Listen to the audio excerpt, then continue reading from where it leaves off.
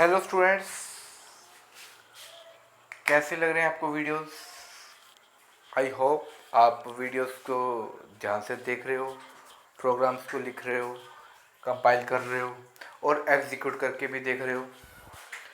Students, मैंने पीछे आपको बताया था कि कॉन्स्टेंट्स को डिफाइन करने के हमारे पास दो तरीके हैं।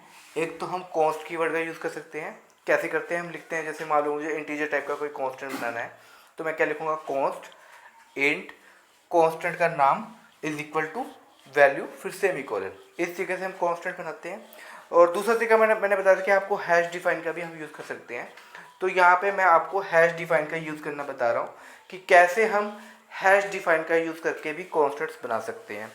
तो स्टूडेंट्स, मैंने जो सबसे पहले वाली लाइन लिखी है, पहले तो ये देख लो कमेंट्स बॉक्स में मैंने क्या लिखा है। कमेंट में मैंने लिखा है calculate either area of the circle और सर्कमफेरेंस ऑफ सर्कल।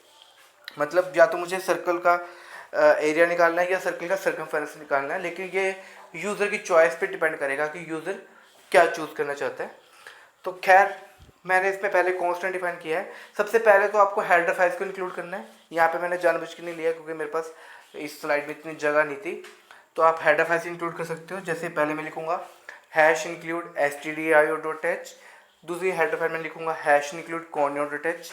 फिर मैंने लिखा हैश डिफाइन पाई पाई देके फिर स्पेस लिखा है मैंने 3.14, मतलब मैंने इस कांस्टेंट की वैल्यू दे दी। यहाँ पे पाई जो है एक कांस्टेंट है। स्टूडेंट्स, कई स्टूडेंट्स मेरे से पूछते हैं कि मैंने दोनों को कैपिटल लिखा है, क्या कांस्टेंट को कैपिटल लिखना जरूरी है। नहीं स्टूडेंट्स, ऐसा कुछ नहीं है, मैंने जानबूझ के ऐसा लिखा है। कैपिटल लिखने से थोड़ा सा नेम कन्वेंशन है कि मुझे ये पता चल जाता है ये कांस्टेंट है। तो खैर, ऐसा कुछ ज़रूरी नहीं है कि आपको ये अपर केस में लिखना है या लोअर केस में लिखना है। उसके बाद स्टूडेंट्स, मैंने यहाँ पे दो फंक्शन बनाए हैं। एक तो एरिया फंक्शन बनाया है और एक सरकम फंक्शन बनाया है। तो पहले मैंने एरिया फंक्शन को कैसे डिफाइन किया वो देखते हैं। मैंने लिखा फ्लोट एरिया और उसके अंदर मैंने एक आर्गुमेंट पास कर दिया फ्लोट आर। तो एरिया स्टूडेंट्स फंक्शन का नाम है और मैंने इसका रिटर्न टाइप भी फ्लोट दे रखा है। और इसके अंदर जो मैंने आर आर्गुमेंट पास करके है वो भी आपका फ्लोट टाइप का ही है। एक्चुअल में ये आर मैंने लिया रेडियस के लिए। यूज़र से मैं रेडियस को एक्सेप्ट करवाऊंगा और फिर उसके हिसाब से हम एरिया को कैलकुलेट कर देंगे और वो वैल्यू को मैं रिटर्न करवा रहा हूँ।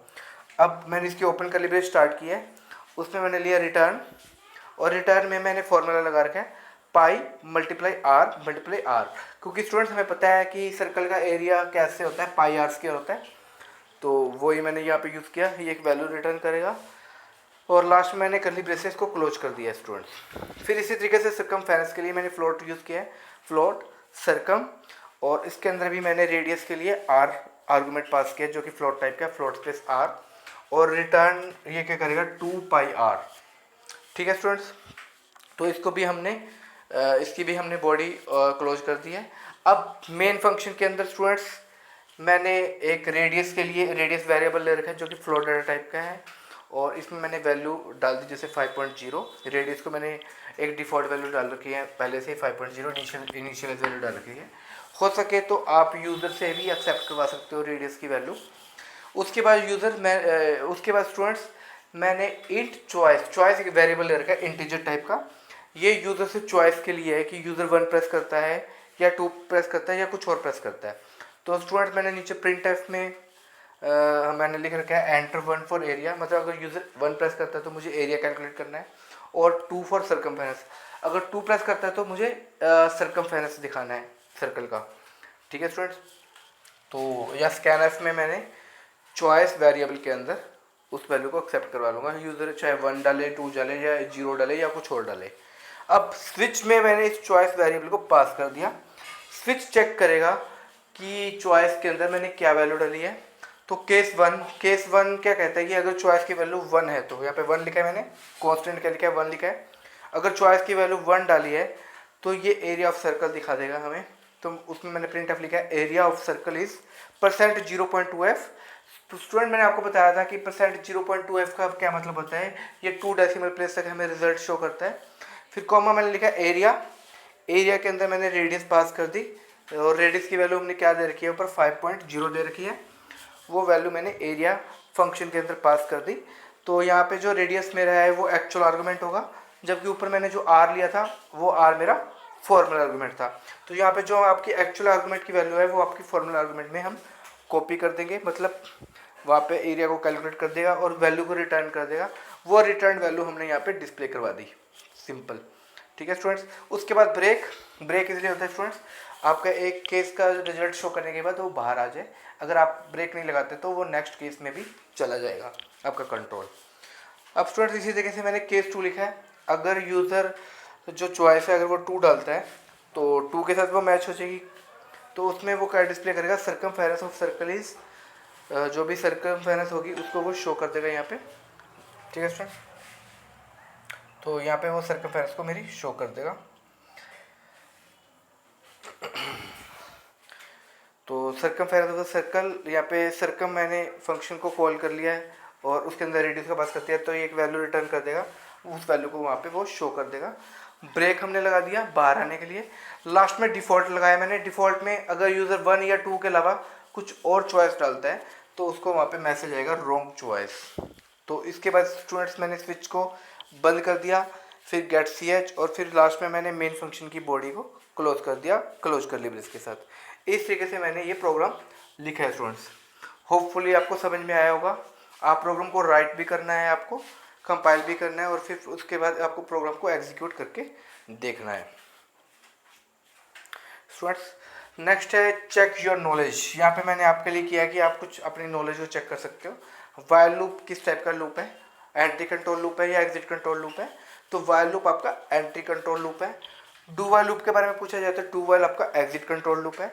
और इसी तरीके से फॉर लूप के बारे में पूछा जाए तो for loop is entry controlled loop.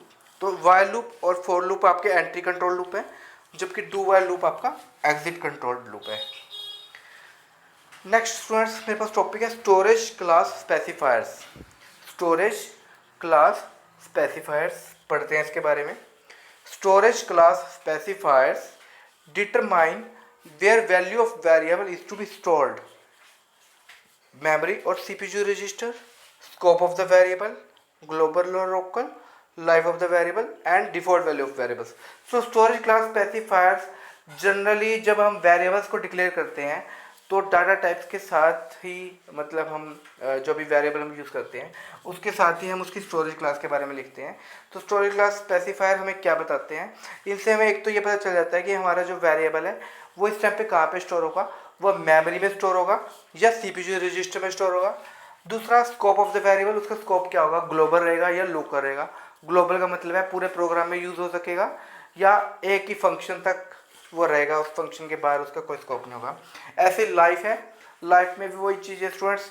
अगर किसी भी वेरिएबल का स्कोप लोकल है तो उसकी लाइफ भी उस वेरिएबल तक, किसी भी वेरिएबल का अगर स्कोप लोकल है तो एक फंक्शन तक ही यूज़ होगा, उसकी लाइफ एक फंक्शन तक ही है।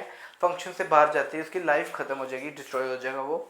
और इस तरीके से अगर स्कोप ग्लोबल है तो उसकी लाइफ ग्लोबल रहेगी, मतलब पूरे प्रोग्राम में वो जिंदा रहेगा, उसकी वैल्यू को हम देखते रहेंगे, विजिबल रहेगा। और स्टूडेंट्स फिर है डिफ़ॉल्ट वैल्यू ऑफ वेरिएबल्स। अगर हमने कोई भी स्टोरेज क्लास स्पेसिफाई किया है तो उसकी बाय डिफ़ॉल्ट वैल्यू क्या आनी चाहिए अगर मैं वैल्यू को इनिशियलाइज नहीं करता तो।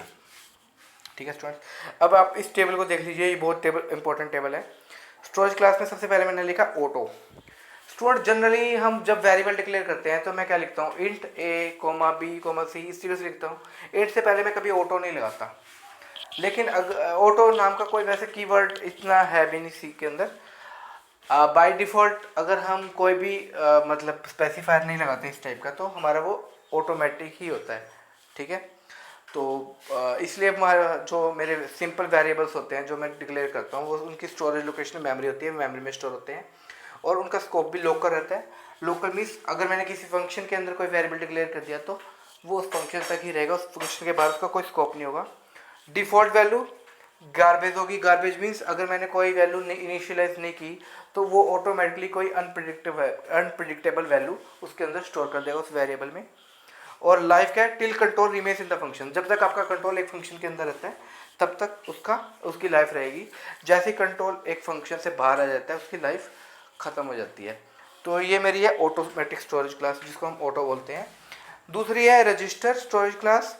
रजिस्टर नाम से पता चल रहा है रजिस्टर है तो आपका जो डाटा है वो मेमोरी में स्टोर ना होकर सीपीयू रजिस्टर में स्टोर होगा और उसका स्कोप आपका लोकल रहता है। डिफ़ॉल्ट वैल्यू उसके अंदर गार्बेज ही रहती है। गार्बेज वैल्यू का मतलब है कोई अनप्रिडिक्टेबल वैल्यू मिल जाएगी, आप उस वैल्यू को नहीं बता पाओगे। आपसे कोई पूछ ले कि मैंने इस वेरिएबल को रजिस्टर डिक्लेयर किया है, तो इसकी इनिशियल वैल्यू क्या होनी चाहिए, जबकि मैंने कोई वैल्यू डिक्लेयर नहीं की, तो वो अनप्रिडिक्टेबल रहेगी, उसको कोई नहीं बता सकता। तो इसकी life till control remains in the function, जब तक किसी फंक्शन के अंदर हमने उसको डिक्लेयर किया हुआ है सिर्फ उस फंक्शन तक ही वो यूज़ होगा, उस फंक्शन से बाहर उसका कोई लाइफ नहीं रहेगी। तो till control remains in the function ये चीज़ लिखी हुई है। एक स्टूडेंट मैं आपको बता दूं कि मेमोरी और रजिस्टर में क्या फ़र्क है। स्टूडेंट्स, अगर हमने कोई रजिस्टर वेरिएबल को डिक्लेयर कर रखा है तो उसकी स्पीड फास्ट होगी, वो फास्टली एक्सेस होगा, क्योंकि आपको बता दिया जाए मेमोरी और रजिस्टर में क्या फ़र्क होता है। मेमोरी को एक्सेस मेमोरी को फैच करने में टाइम लगता है। अगर हम मेमोरी से कोई डाटा मुझे लेना है तो उसको फैच करने में टाइम लगेगा, जबकि रजिस्टर के अंदर कोई डाटा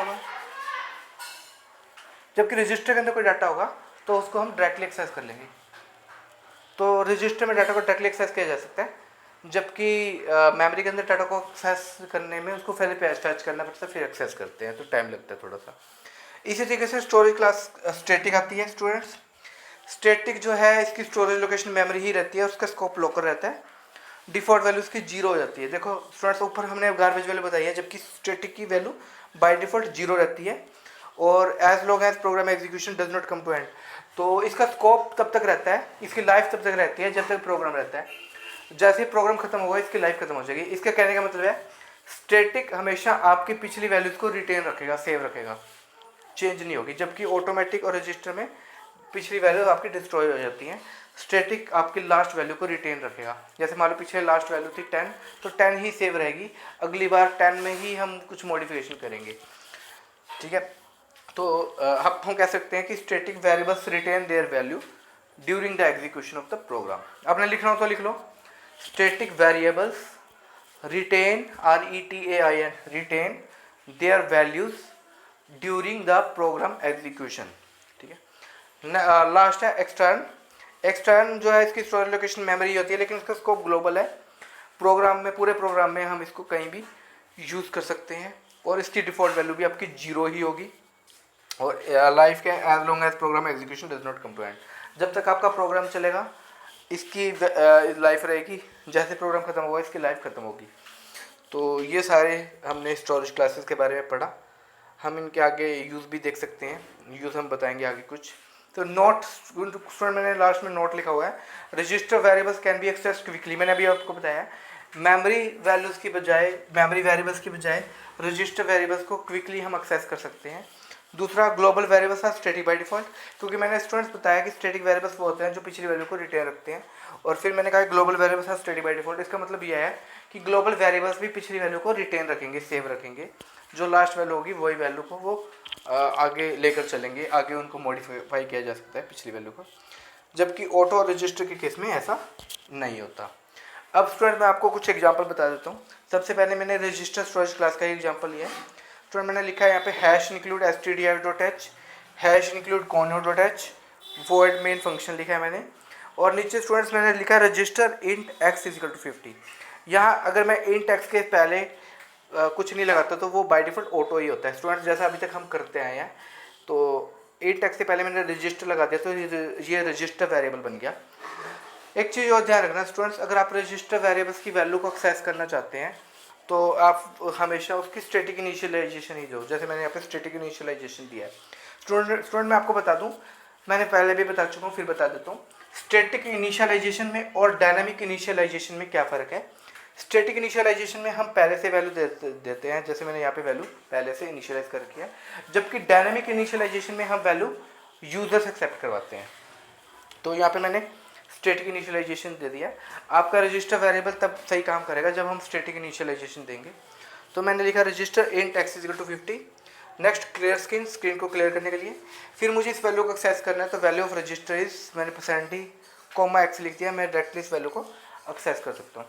स्टूडेंट्स, कुछ स्टूडेंट्स कह रहे थे कि अगर हम कहीं पर भी %x लिखें ना तो प्रॉब्लम आ जाती है। अगर यहाँ पे मैंने लिखा है register int x equal to 50, तब तक तो सही है, लेकिन अगर भी प्रोग्राम में मैं कहीं पर भी %x लिख देता हूँ तो मुझे एरर मिलेगा। ऐसा क्यों? क्योंकि स्टूडेंट्स एम्परसैंड किस लिए होता है, एड्रेस ऑपरेटर है, एड्रेस बताने के लिए होता है, लेकिन वो एड्रेस तो उन्हीं का बताएगा ना जो मेमोरी के अंदर स्टोर्ड है, मेमोरी एड्रेस तो उन्हीं का बताएगा जो मेमोरी के अंदर स्टोर्ड है। जब रजिस्टर वेरिएबल मेमोरी में स्टोर ही नहीं होते, सीपीयू रजिस्टर में स्टोर होते हैं, तो इनका एड्रेस किस काम का। तो यहाँ पे अगर आप कहीं भी एम्परसैंड लगाओगे एक्स के साथ तो आपको एरर मिलेगा। ठीक है स्टूडेंट्स, समझ में आ गई। नेक्स्ट है use of auto storage class. Students by default हम जो भी अभी तक स्टोरेज क्लासेस यूज़ करते आए हैं वो सारी मेरी ऑटो स्टोरेज क्लासेस के एग्जांपल हैं, लेकिन फिर भी मैं आप इस एग्जांपल को समझ लीजिए। मैं ये एग्जांपल बताने जा रहा हूँ, इसमें मैं आपको थोड़ा डिफ्रेंशिएट करने जा रहा हूँ कि ऑटो और स्टैटिक में क्या डिफरेंस होता है, ऑटो की आउटपुट क्या आएगी, और अगर उसके बाद मैं स्टैटिक वेरिएबल को यूज़ करूँगा तो उसकी आउटपुट क्या आएगी। थोड़ा सा ये आप डीपली समझिए। तो स्टूडेंट्स यहाँ पे मैंने प्रोग्राम लिखा है हैश इंक्लूड stdio.h, दूसरी हेडर फाइल मैंने इंक्लूड की है conio.h, फिर मैंने फंक्शन यूज़ किया void डिस्प्ले फंक्शन मैंने बनाया एक, और उसका रिटर्न टाइप मैंने void लिया है। उसके अंदर मैंने एक वेरिएबल ले रखा है 10, int I equal to 10। Students यहाँ पे मैंने int से पहले कुछ भी नहीं लिखा, तो बाय डिफ़ॉल्ट ये ऑटो है, तो यहाँ पे जो I वेरिएबल है वो मेरा ऑटोमेटिक वेरिएबल है, ऑटोमेटिक स्टोरेज क्लास से रिलेटेड है। फिर मैंने स्टूडेंट्स लिखा है आई प्लस प्लस, उसके बाद प्रिंट एफ में मैंने \n%d, i लिखा है, तो इसका मतलब ये आई की वैल्यू को डिस्प्ले करेगा। अगर मैं इस फंक्शन को पहली बार कॉल करता हूँ तो आई की वैल्यू क्या डिस्प्ले करेगा, 11 करेगा, 11 करेगा ना, क्योंकि आई में इंक्रीमेंट है, तो आई की वैल्यू 10 है, तो 10 में एक का इंक्रीमेंट कर देगा, तो पहली वैल्यू क्या दिखाएगा, 11 दिखाएगा। स्टूडेंट्स अब मैंने क्या किया, सिंपली मेन फंक्शन लिया, मेन फंक्शन में पहला फंक्शन लिया मैंने क्लियर स्क्रीन। तो प्रोग्राम जब आप एग्जीक्यूट करोगे तो आपका मेन फंक्शन सबसे पहले एग्जीक्यूट होगा, और मेन फंक्शन जब सबसे पहले एग्जीक्यूट होगा तो ये स्क्रीन को क्या करेगा, क्लियर कर देगा। क्लियर करने के बाद मैंने डिस्प्ले फंक्शन कॉल किया है, तो ये क्या शो करेगा, 11। दोबारा डिस्प्ले फंक्शन कॉल किया तो फिर दोबारा 11, फिर डिस्प्ले फंक्शन कॉल किया तो फिर 11, मतलब पिछली वैल्यू को वो सेव नहीं रख रहा। हर बारी आई की वैल्यू वो 10 ही ले रहा है, और उस 10 में ही वो इंक्रीमेंट कर रहा है एक का, तो हर बारी 11 ही आ रहा है इस कारण से। तो लास्ट में get C H students wait करने के लिए आपको आउटपुट भी दिखाएगा और आपके लिए वेट भी करेगा कि आप कोई की प्रेस करो या करेक्टर आप प्रेस करो जिसको वो इनपुट कर सके। अब स्टूडेंट्स सेम एग्जांपल मैं आपको लेने जा रहा हूँ, ये तो ऑटोमेटिक का एग्जांपल था, ऑटो स्टोरेज क्लास का एग्जांपल था। अब सेम एग्जांपल हम स्टैटिक स्टोरेज क्लास का करने जा रहे हैं, बिल्कुल सेम है, बस मैंने वहाँ पे इंट आई इजिकल टू 10 लिखा था, वहाँ पे मैंने static int I equal to 10 लिखा है। देखो मैंने क्या लिखा, hash include stdio.h, hash include conio.h, void display मेरे फंक्शन का नाम है। यहाँ पे स्टूडेंट्स देखो मैंने पिछले प्रोग्राम में इंट आई इजिकल टू 10 लिखा था, लेकिन यहाँ मैंने लिखा है static int I equal to 10, फिर आई प्लस प्लस, फिर आई की वैल्यू को मैं डिस्प्ले कर रहा हूँ।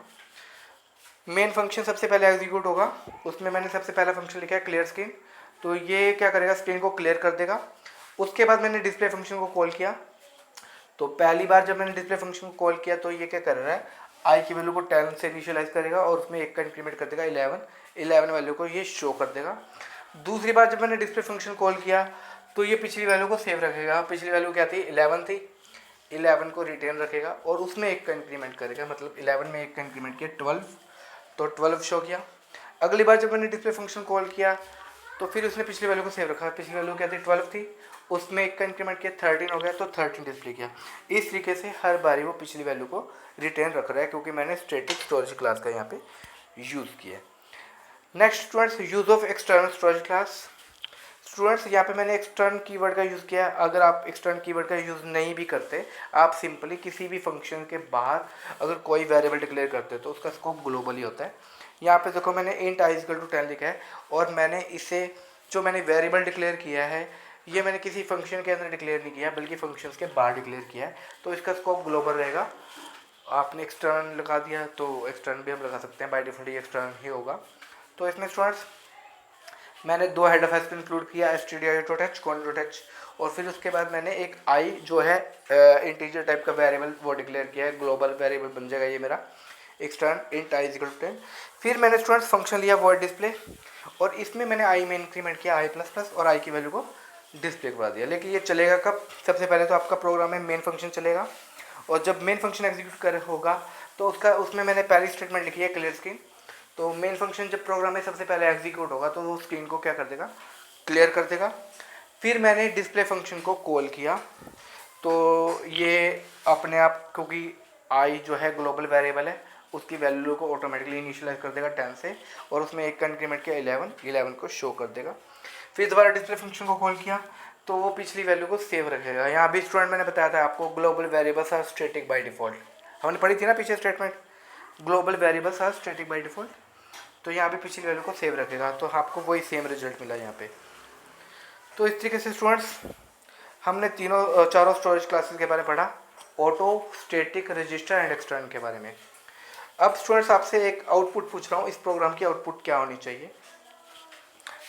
मैंने लिखा है हैश इंक्लूड stdio.h, फिर मैंने लिखा है हैश इंक्लूड conio.h।